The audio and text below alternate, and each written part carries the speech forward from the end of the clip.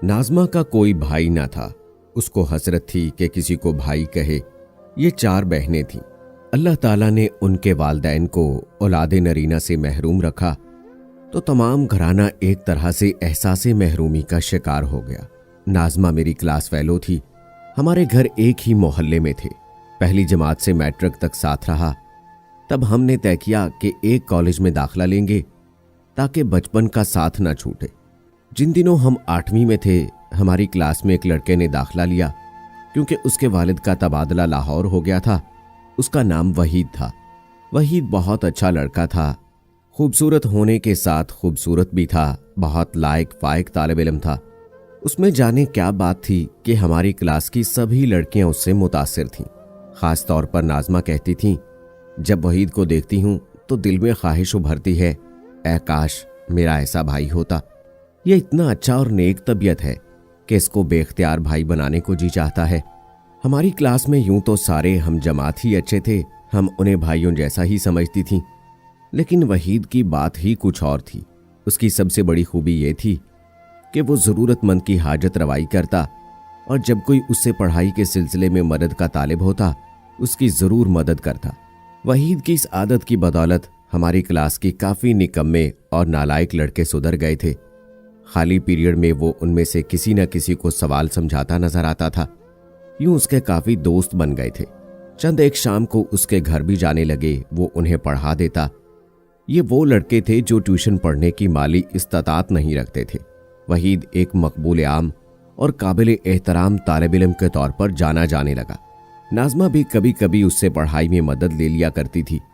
अक्सर उसके नोट्स की कॉपी घर ले जाती और अपनी कॉपी पर नोट्स उतार लेती जो वो बहुत मेहनत से तैयार किया करता था।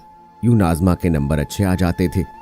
एक दिन नाज़मा स्कूल अकेली आई तो किसी आवारा लड़के ने उस पर आवाज़ें कसी।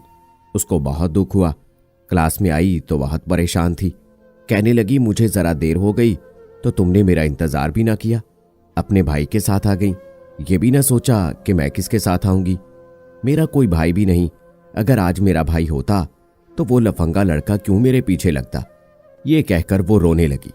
हम दोनों बातें कर रही थी, तभी वहीद आ गया। उसने नाज़मा के आखिरी जुमले सुन लिए थे। बोला, मुझे बताओ कौन था वो लड़का, मैं देखता हूं उसे। और तुम क्या इसलिए रो रही हो कि तुम्हारा कोई भाई नहीं है? मैं कसम खाकर कहता हूं, आज से मैं तुम्हारा भाई हूं और यह कॉल मैं सगे भाई की तरह निभाऊंगा। आज से तुम मुझे वहीद नहीं, वहीद भाई कहोगी। वहीद ने कुछ अंदाज और यकीन से ये बात कही कि नाज़मा का चेहरा खुशी से दमक उठा, जैसे उसकी मुद्दत की आरजू बर आई हो। उस रोज के बाद से वो खुश रहने लगी। क्लास में भी एतमाद से बैठती जैसे वहीद सचमुच उसका सगा भाई हो। मैं वहीद की अजमत की कायल हो गई। उसने बड़े एतमाद से नाज़मा के टूटे हुए दिल को जोड़ा था। जब वो घर आती कहती, आरिफा मुझे कोई फिक्र नहीं है। कितनी खुशी होती है मुझे ये सोचकर कि मेरा इस दुनिया में एक भाई भी है। मैं जिंदगी के किसी मोड़ पर दुख सुख में उसे आवाज दे सकती हूँ। मैं 9वीं में थी कि उसका निकाह हो गया। मंगनी शायद बचपन में हुई थी। मंगेतर का नाम अलीम था, जो उसका फूफीजाद था और मुलाजमत के सिलसिले में 6 माह बहरी जहाज पर रहता था। साल में 2 माह के लिए घर आता था।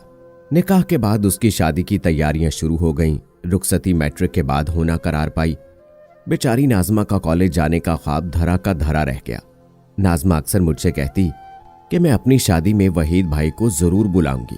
जब कोई लड़की पूछती क्या वही तुम्हारा भाई है, तो उसको इस बात से एक अनजानी खुशी होती थी। इत्तफाक ये था कि वहीद की भी कोई बहन न थी। ये हमें बाद में पता चला। वो ईद के दिन या जब नाज़मा उसे इसरार करके बुलाती, उसके घर चला जाता, लेकिन ज्यादा ना बैठता कि उसके घर वाले महसूस ना करें। इस तरह 2 साल गुजर गए। इम्तिहान नजदीक थे और टीचर ने कुछ काम मुकम्मल करने के लिए दिया था। उन्हीं दिनों नाज़मा की दादी फौत हो गई और वो गांव चली गई। 2 हफ्ते बाद लौटी तो प्रैक्टिकल का रजिस्टर तैयार ना कर सकी। दूसरा टास्क भी मुकम्मल ना हो सका। बड़ी परेशान थी कि टीचर के पास उसे जमा करवाना था। उसके नंबर लगने थे। मैट्रिक का दाखिला भी भेजा जाना था। दूसरी सूरत में हेडमिस्ट्रेस दाखिला फॉर्म रोक लेती। उसने अपनी परेशानी का जिक्र वहीद से किया। वो बोला, कॉपी और रजिस्टर मुझे दे दो, मैं तमाम काम मुकम्मल कर दूंगा, तुम जमा करा देना। नाज़मा ने रजिस्टर वहीद को दे दिया और जो कापी नामुकम्मल थी वो उसे सारी रात बैठकर करती रही, फिर भी सुबह तक काम पूरा ना कर सकी। अगले दिन अपने वालिदैन के साथ ना गई, वो दोबारा एक दिन के लिए गांव जा रहे थे। घर वाले चले गए और नाज़मा घर पर बैठकर काम मुकम्मल करने में मशगूल हो गई। 2 बजे का वक्त होगा जब दरवाजे पर दस्तक हुई। वो समझी कि वहीद रजिस्टर देने आया है, दौड़कर दरवाजे पर पहुंची, लेकिन सामने उसका फूफीजाद अलीम खड़ा था जिससे निकाह हुआ था। लम्हा भर को उसकी अचानक आमद पर हैरान रह गई। उसे अंदर आने का रास्ता दिया और बोली, आप बैठिए, मैं आपके लिए खाना लाती हूँ। खाना खाकर आया हूँ, मामू ममानी से मिलने आया था, वो गांव गए हैं, शाम को आ जाएंगे। अच्छा मैं चलता हूँ, अलीम ने कहा। वो 6 माह बाद आया था। तभी नाज़मा बोली, आप चाय तो पी लेते। वो दरवाजे की तरफ बढ़ा, बाद में आ जाऊंगा। अभी इतनी बात हुई थी कि दर पर दस्तक हुई। वो दरवाजे के नजदीक पहुंच चुका था। उसने बाहर देखा, आने वाला वहीद था। मामू ममानी तो घर पर नहीं है, अलीम ने कहा। कोई बात नहीं, मैं ये रजिस्टर देने आया हूँ। उसने पूछा, आप कौन हैं? नाज़मा का क्लास फेलो हूँ, मेरा नाम वहीद है। उससे बात करनी है, उसे बुलाइए, कुछ समझाना भी है। नाज़मा ने जब वहीद की आवाज़ सुनी दौड़ी हुई आई। वहीद ने उसे रजिस्टर दिया और बातें करने लगा। दोनों को बात करते देखकर अलीम को बुरा लगा। वो हसद की आग में जलने लगा। वो सोच भी ना सकता था कि उसकी मनकूहा के वालिदैन की गैर मौजूदगी में कोई लड़का नाज़मा से मिलने आएगा। ये तो मैं आज इत्तफाक से यहाँ आ गया हूँ। ये घर में अकेली थी, जरूर इस लड़के को घर में बुलाकर बातें करती। ये सोचकर उसका खून खौलने लगा। उसने वहीद को डांट कर कहा, मैं नाज़मा का होने वाला शौहर हूँ, वो घर में अकेली है, क्या उसने तुम्हें इस वक्त बुलाया है? ये सुनकर वहीद को भी गुस्सा आ गया। वो तो नाज़मा को दिल से बहन मान चुका था। बोला, आप अजीब आदमी हैं, नाज़मा मेरी बहन जैसी है। मैं पहले भी यहाँ आता रहता हूँ उनके वालिदैन की इजाज़त से, उनकी मौजूदगी में ना, लेकिन इस वक्त तो वो मौजूद नहीं है। ये रजिस्टर मुझे दो और फौरन दफा हो जाओ।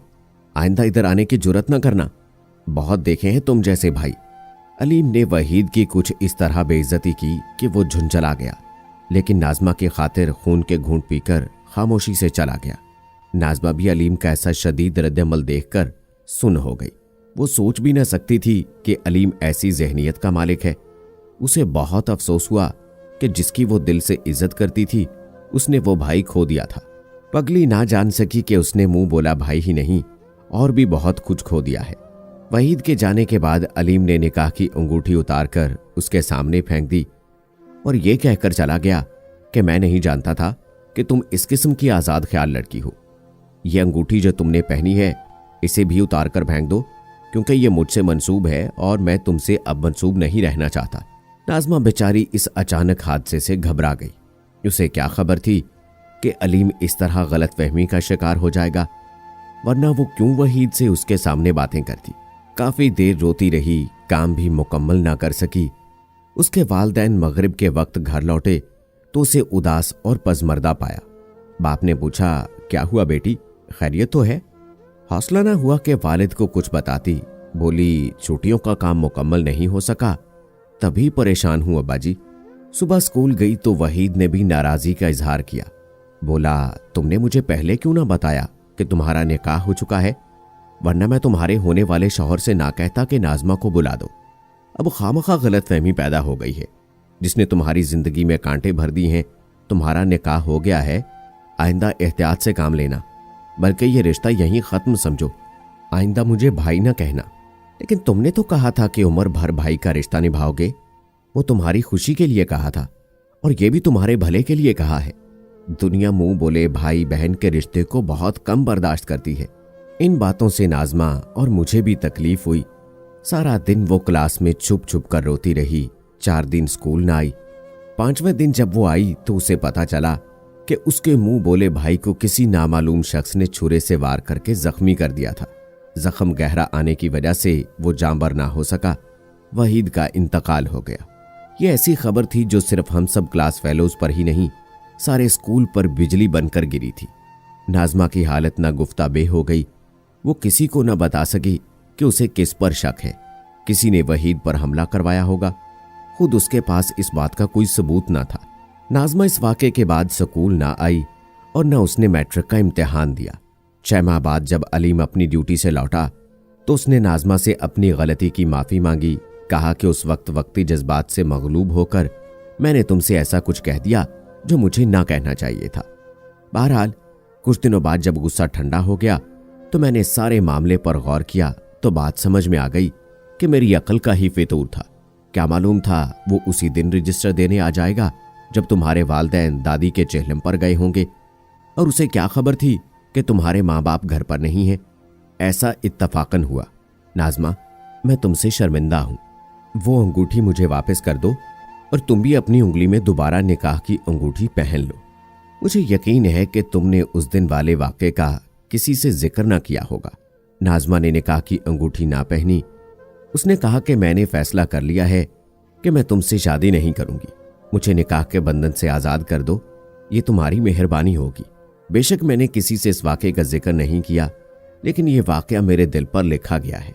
अब 7 समंदरों का पानी भी स्याही को नहीं धो सकता, क्योंकि तुम्हारे जाने के 5 दिन के बाद वहीद को किसी ने छुरा घोंपकर मार दिया। मुझसे मेरा भाई छीन लिया। मैं इस गम को कभी भुला ना पाऊंगी। अलीम को हैरत हुई कि ये क्या कह रही हो। वो बोला, बहुत अजीब लग रहा है कि मुंह बोले भाई का तुम्हें इस कदर गम है। उस बेचारे को किस जालिम ने भरी जवानी में जिंदगी की नेमत से महरूम कर दिया। क्या गुजरी होगी उसके घर वालों पर। आह, काश तुम मुझे ये बुरी खबर ना सुनाती तो क्या फर्क पड़ता। नाज़मा, जाने वाला इस जहान से गुजर गया। खुदा जाने उसका दुश्मन कौन था, ये तो रब ही जाने। तुम इस वजह से मुझसे निकाह का बंधन ना तोड़ोगी, मुझे यकीन है। सफाक को कड़ी सजा जरूर मिलेगी, क्योंकि अल्लाह की अदालत बड़ी है और वो सबसे बड़ा इंसाफ करने वाला है। वो दुनिया की नज़र से बच भी गया तो अल्लाह ताला की नज़रों से ना बच सकेगा।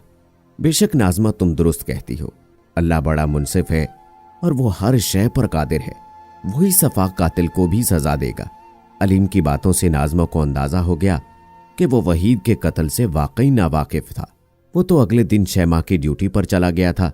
वो सोचती रह गई, ताहम उसका दिल अलीम की तरफ से साफ हो गया, लेकिन वो फिर भी उससे शादी पर राजी ना हो सकी। वो किसी ऐसे शख्स की जीवन साथी नहीं बनना चाहती थी जो शकी मिजाज हो। मजबूरन उसके वालिदैन ने अलीम से खुला करा लिया। नाज़मा आज भी कहती है कि आरफा, मैं बड़ी बदनसीब हूं कि जिसको भाई बनाने की खुशी रास आई और ना ही शादी का दिन देखना नसीब हो सका। तो दोस्तों, ये थी नाज़मा की ऐसी कहानी जो वाकई दिल दहला देने वाली है।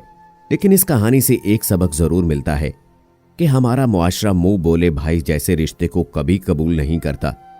और वैसे आजकल ऐसा होता भी कम है कि इतने अच्छे लड़के जो भाई बन जाएं। इसलिए लड़कियों को बहुत ज्यादा मोहतात रहने की जरूरत है। लेकिन वहीं पर उसमें लड़कों के लिए भी एक पैगाम है कि वो भी बिला वजह शक ना करें, और अगर ऐसी कोई बात उनके दिल में हो तो एक दूसरे के साथ शेयर कर लिया करें। क्या ख्याल है दोस्तों, सही कहा ना मैंने? उम्मीद है दोस्तों कि हमारी आज की ये वीडियो आपको पसंद आई होगी। आज की इस वीडियो के बारे में अपनी राय का इजहार कमेंट बॉक्स में जरूर कीजिएगा। मजीद ऐसी वीडियोस देखने के लिए मेरे चैनल को अभी सब्सक्राइब कर लें। अगली वीडियो तक अपने दोस्त राव कमर रिजवान को इजाजत दें। अल्लाह हाफिज।